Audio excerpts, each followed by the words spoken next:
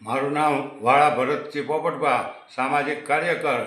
અત્યારે મહુવા કે આખા ગુજરાતની અંદર અને દેશભરની અંદર ગેસની જે અછત છે અને ગેસ મળતો નથી અને લોકોને ગેસના બાટલા માટે પોતાના રાંધવા માટે શું કરવું એના અત્યારે વિચાર છે. અને હજારોની સંખ્યામાં રોજ ગેસની એજન્સી ઉપર દરેક તાલુકાની અંદર લોકો અને બહેનો દીકરીઓને હેરાનગતિ થવી પડે.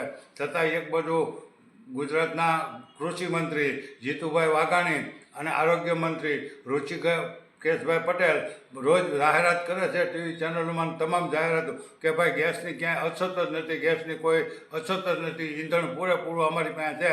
તો તમારી પાસે જો પૂરેપૂરું ઈંધણ હોય તો હજારોની સંખ્યામાં દરેક તાલુકાની અંદર આ ખેડૂતોને, લોકોને અને બહેનો દીકરીઓને લાઇનમાં ઊભું રહેવું પડે છે.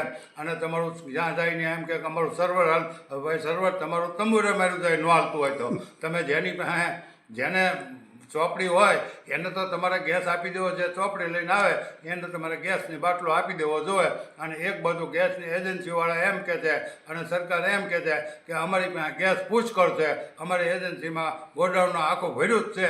તો તમારું ગોડાઉન ભર્યું તો એને હું અમારે દિવાળી મેકવી? જેને તમે ખેડૂતો લોકોને જો ગેસ રાંધવા માટેની અગવડતા પડતી હોય અને તમે ત્યાં ગોડાઉન ભર્યા એવા બણકા ફૂકો, એ અમને હવે બિલકુલ મંજૂર નથી. આવતા કાલની પમદી સોમવાર સુધીમાં જો આનું નિરાકરણ નહીં આવે તો મહુવાના ધારાસભ્યના કાર્યાલયે અમે તાળાબંધી કરશું અને બે એજન્સી ઉપર અમે હલ્લાબોલ પ્રોગ્રામો પણ કરશું લોકોને સાથે રાખી. એટલે સરકાર આવી વાતો જાહેરાતો કરવાનું, ખોટું બોલવાનું બંધ કરે. આમાં ક્યાંક ને ક્યાંક મોટા પાયે કાળાબજારી પણ થતી હોવાની શંકા છે.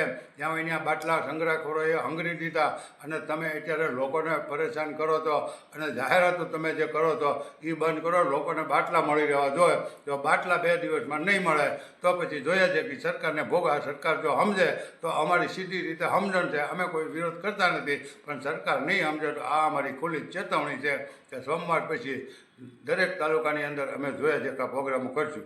જય હિન્દ, જય ભારત.